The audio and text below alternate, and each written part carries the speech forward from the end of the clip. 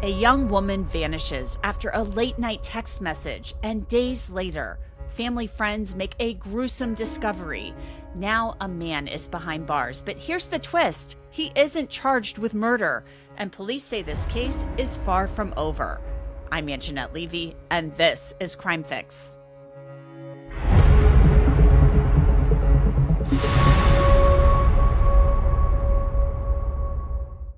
Eight painstaking days. That's how long a young woman was missing before friends of her family found her.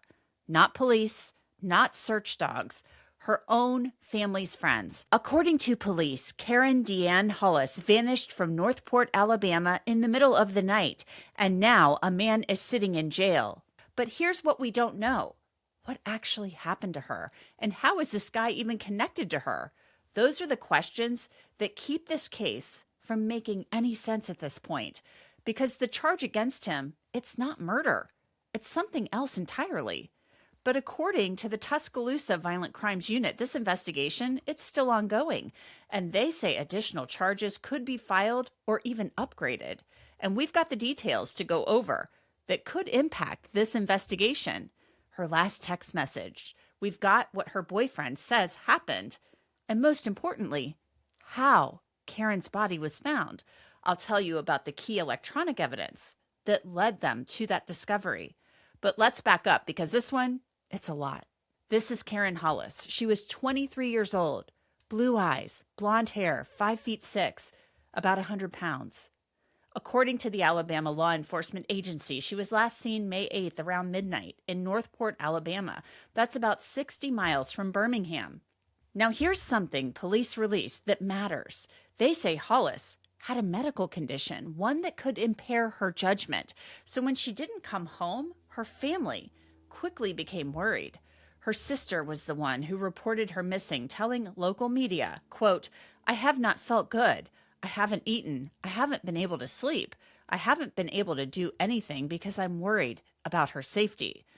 According to the Tuscaloosa Violent Crimes Unit, evidence early on suggested foul play may have been involved. So the Violent Crimes Unit teamed up with Northport police. During the investigation, authorities say they executed multiple search warrants, and they gathered physical evidence, witness information, and what they call, quote, electronic evidence.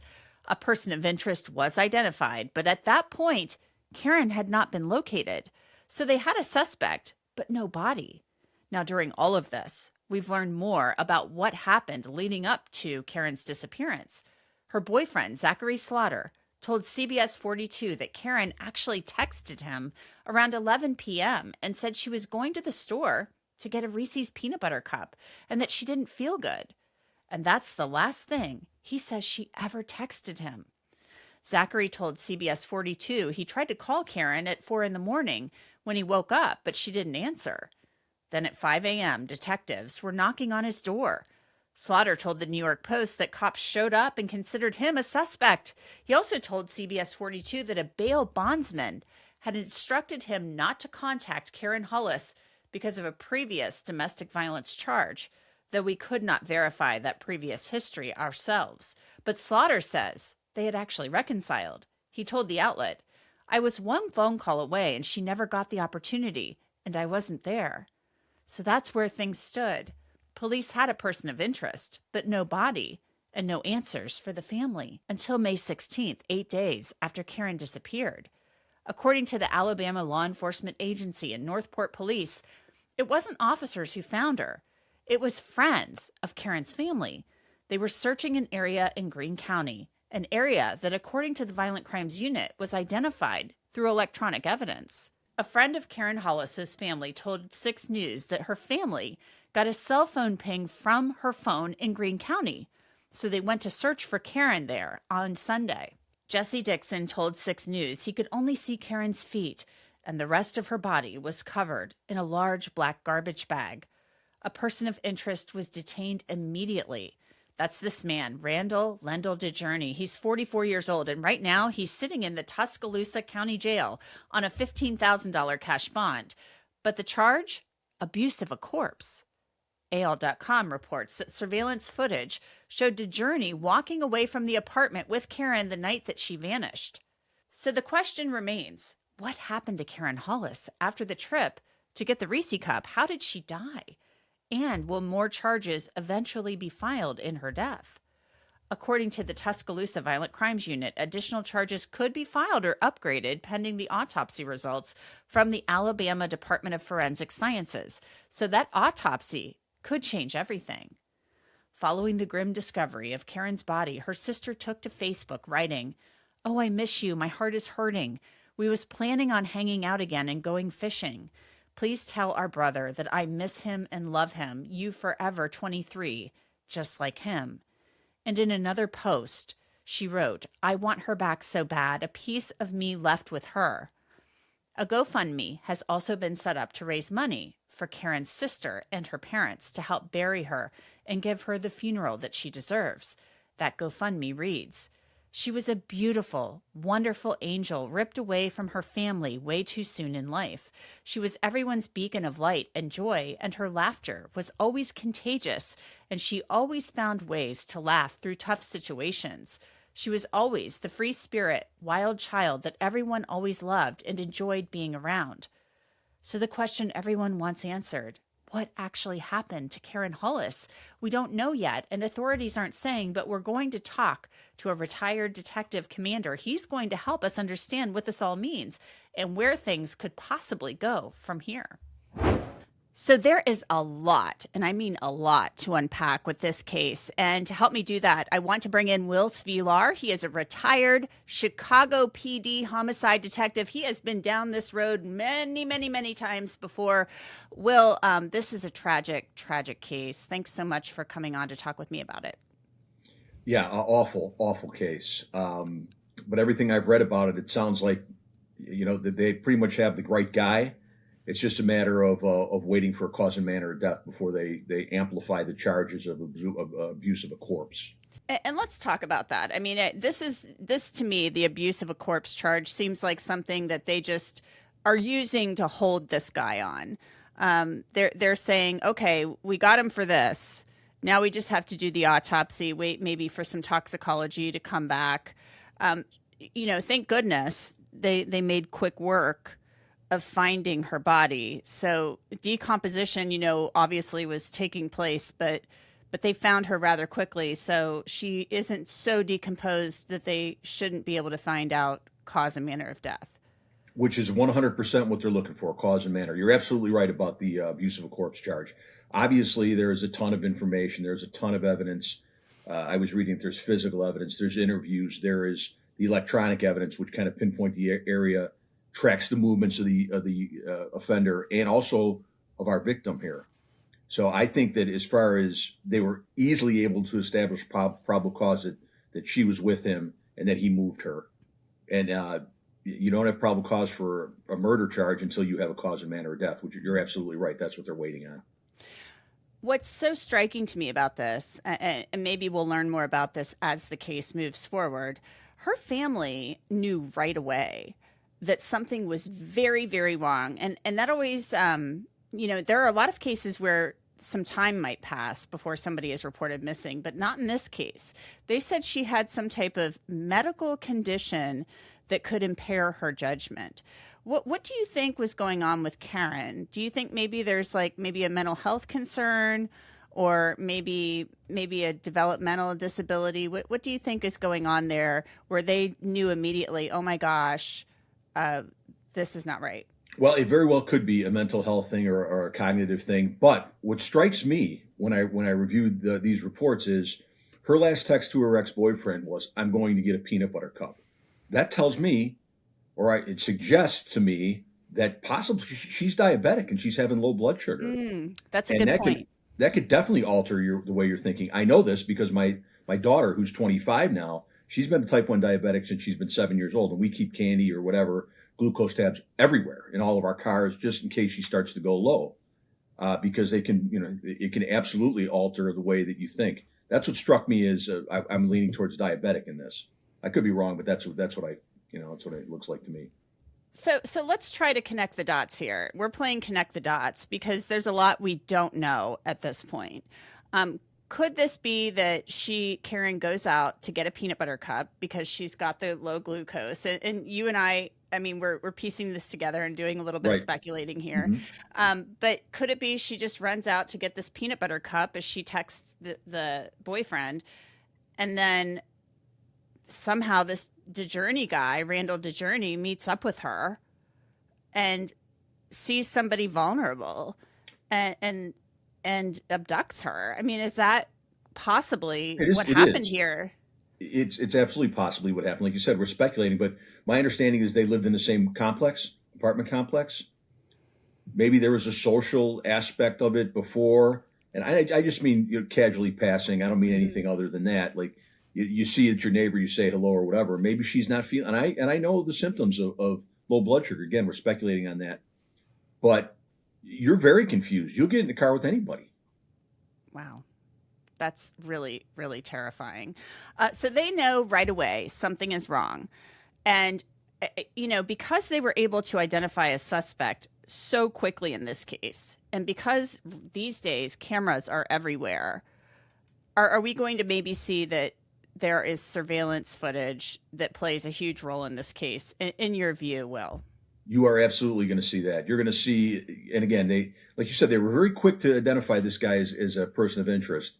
And the good thing about this is, and what drives me nuts in a lot of these missing person cases is the way they're initially handled. There was a thing in the Chicago Police Department for years that said if an adult person is not gone 24 hours, you can't really do a missing persons report. I think that's ridiculous.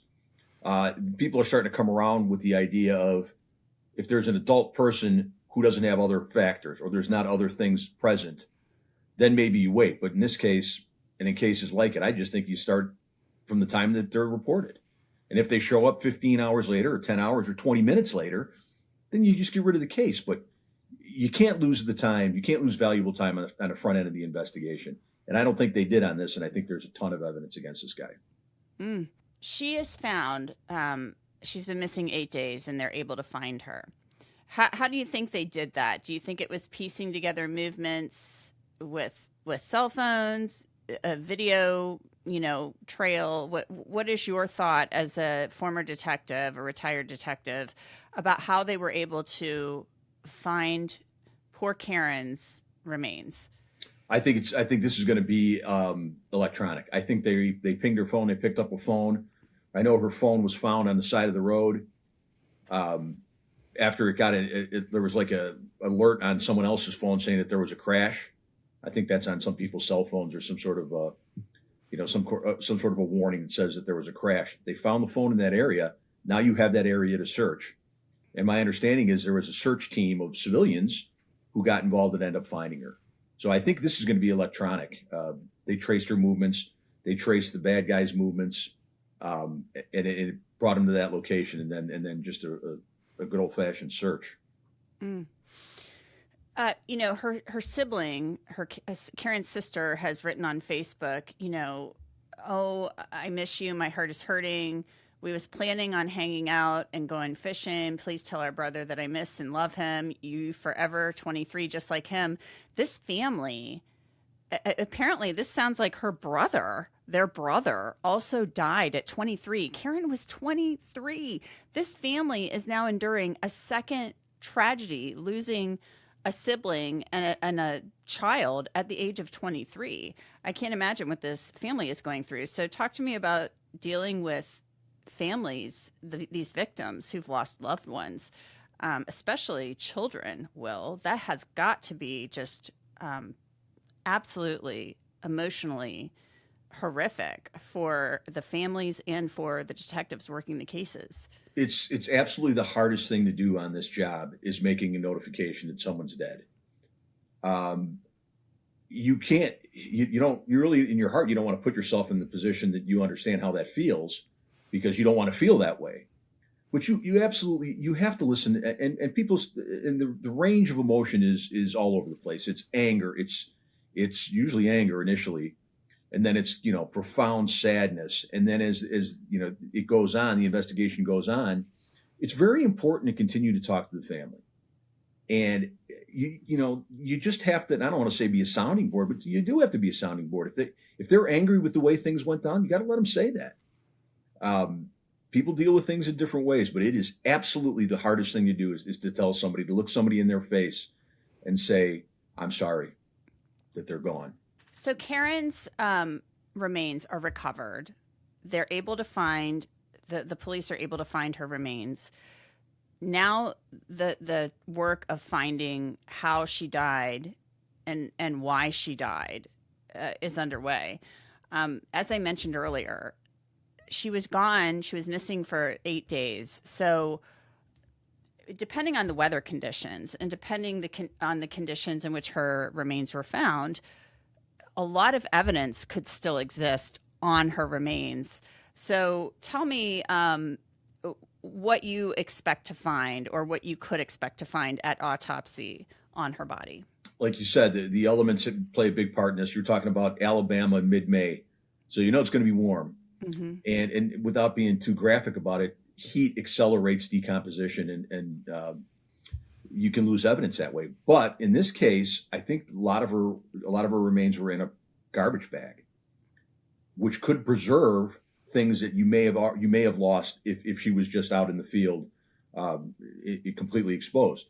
So you're looking for any kind of forensic evidence. You're looking for DNA. You're looking for cause and manner of death. So you're looking for penetrating injuries. You're looking for gunshot wounds. You're looking for broken hyoid bones to suggest strangulation. All that should still be present when they do the post on her. You know, I hate to bring this up because we just don't know what happened. We really don't.